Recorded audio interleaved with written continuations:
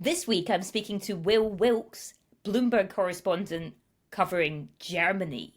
And just when we thought Germany was in a great position to afford its defence spending, they've set out this target for upping it to 5% of GDP. Is it just a bid for Trump's attention or something that Europe actually needs? European security is undergoing this huge, tumultuous paradigm shift. And I think many people are looking to Germany, along with France, the UK, maybe Poland, to lead, and to chart a way where Europe can be secure, even if the US decides that it's not really in this game anymore and it's got other priorities. So, how capable do you think that the new German government is of playing this kind of role in European defence and security? And how sustainable is that if there is the big challenge from the far right? The way it started it on defence and on kind of European security and broader geopolitics has been very energetic and impressive quite so far. Germany's both the SPD and the CDU have kind of showed this commitment to higher defence spending, and they pushed through this reform. And the defence minister Boris Pistorius is widely liked and admired.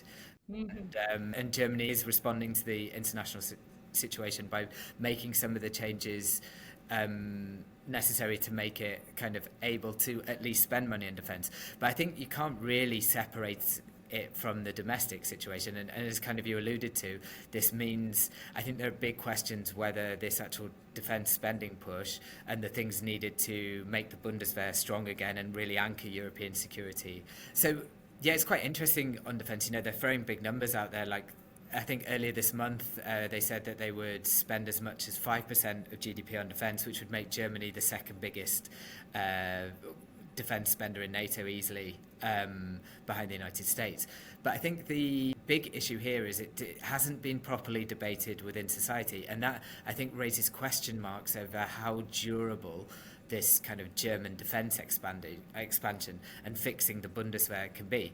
I mean, now it looks kind of relatively simple, but as you get into questions on how you recruit people to the German military, Germany's still going to have to cut its welfare state to create the kind of the budgetary space for spending on defence. It's true they've reformed the debt brake, but they're not just going to go hell for leather. They're gonna have to do fiscal consolidation elsewhere to help pay for it.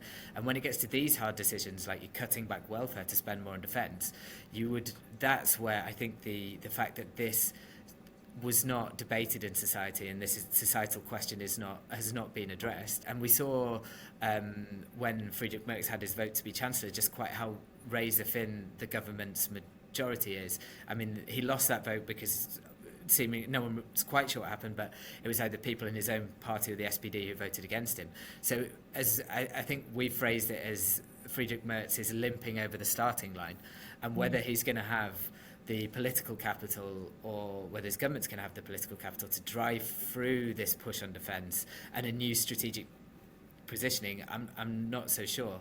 And for many Germans, they're unsettled by this talk of like of a Germany armed to the teeth in the centre of Europe. And it hasn't been lost on Germans, just as the far right are doing quite well. And there's another problem as well when it comes to the Bundeswehr, in that if you look at young people and how they voted at the next election, they weren't voting for the mainstream parties. I mean, obviously some were, but the greatest support went to the Die Linke, which are a party that are opposed to higher defence spending, and also to the AfD, which are elements are very strongly pro-Russian and also opposed to German defence spending.